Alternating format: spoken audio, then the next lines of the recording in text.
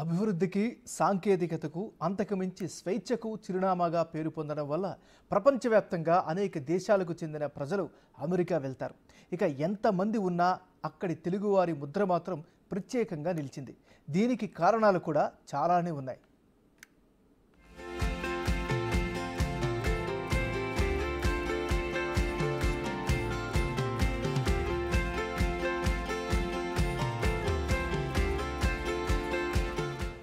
అమెరికాలో దాదాపు ఏ ప్రాంతానికి వెళ్లినా తెలుగువారుంటారు.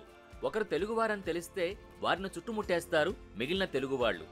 కాలేజీలు, కార్యాలయాలు, వీధుల నుంచి మాల్స్ వరకు తెలుగువారు కనబడని చోటు కొన్ని ప్రాంతాల్లో ఉండవంటే నమ్మి తీరాల్సిందే. అందుకే అమెరికా వెళ్లే తెలుగువారికి సొంత రాష్ట్రం వదిలొచ్చిన ఫీలింగే ఉండదని చెబుతారు అక్కడి తెలుగువాళ్లు.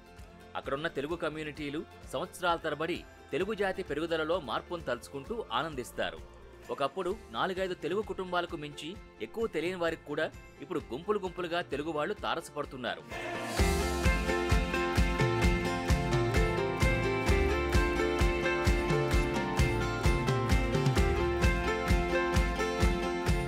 ఇండియన్ మొబిలిటీ రిపోర్ట్ 2024 ప్రకారం యుఎస్లో ఉన్న భారతీయ విద్యార్థుల్లో అతిపెద్ద సమూహంగా ఆంధ్రప్రదేశ్, తెలంగాణ నుంచి వెళ్లిన వారే ఉన్నారు. అక్కడ మొత్తం విద్యార్థుల సమూహంలో 12.5% మంది తెలుగు విద్యార్థులే. ఇది ఎంతగా అంటే కెంట్ స్టేట్ యూనివర్సిటీ కొత్త బ్యాచ్ వెల్కమ్ పార్టీలో విద్యార్థులకి స్వాగతమని తెలుగులో రాసినంతగా అన్నమాట. అలాగే యుఎస్లోని తెలుగు మాట్లాడే సమాజంలో తెలుగు భాష, సంస్కృతిని పెంపొందించడానికి అనేక తెలుగు సంస్థలు, సాంస్కృతిక సంఘాలు, ఈవెంట్లు, పండుగలు, సాంస్కృతిక కార్యక్రమాలు నిర్వహించడం కూడా తెలుగువారి తెలుగుతనాన్ని నిలపడానికి కారణాలుగా ఉన్నాయి.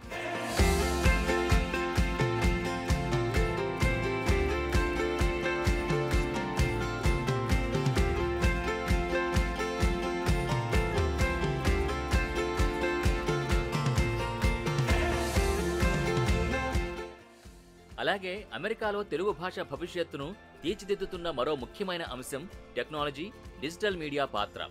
సోషల్ మీడియా, ఆన్లైన్ కమ్యూనికేషన్ పెరగడంతో యుఎస్లోని తెలుగు మాట్లాడే సంఘాలు ఒకరితో ఒకరు కనెక్ట్ అవ్వడం, వారి భాష, సంస్కృతిని కొనసాగించడం సులభమైంది. యుఎస్లో తెలుగు మాట్లాడే వారికి తగిన వనరులు, మద్దతును అందించే అనేక తెలుగు భాష వెబ్సైట్లు, మొబైల్ యాప్లు, సోషల్ మీడియా సమూహాలు కూడా ఉన్నాయి. ఇంకా అమెరికాలోని తెలుగు ప్రవాసులు కూడా భాషను ప్రోత్సహించడంలో, పరిరక్షించడంలో గణనీయమైన పాత్ర పోషిస్తున్నట్టు తెలుస్తోంది.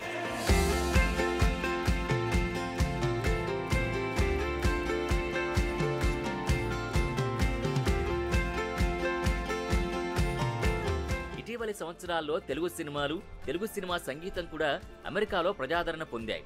ఇందులో భాగంగానే ఇటీవల RRR సినిమాలో నాటు నాటు పాటకి ఉత్తమ ఒరిజినల్ సాంగుగా ఆస్కార్ అవార్డు దక్కింది. నిజానికి ఈ పాపులారిటీకే అవార్డు దక్కిందని అంతా అంటారు.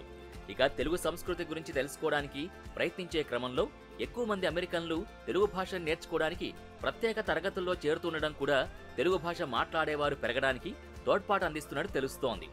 అయితే అమెరికాలో తెలుగు భాష భవిష్యత్తును ప్రభావితం చేసే కొన్ని సవాళ్లు కూడా లేకపోలేదు. ఇందులో అత్యంత ముఖ్యమైన సవాళ్లలో ఒకటి ఇంగ్లీష్. అమెరికాలోని ఆధిపత్య సంస్కృతితో కలిసిపోవాలనే ఒత్తిడి కూడా ఉందని కొందరు భావిస్తున్నారు.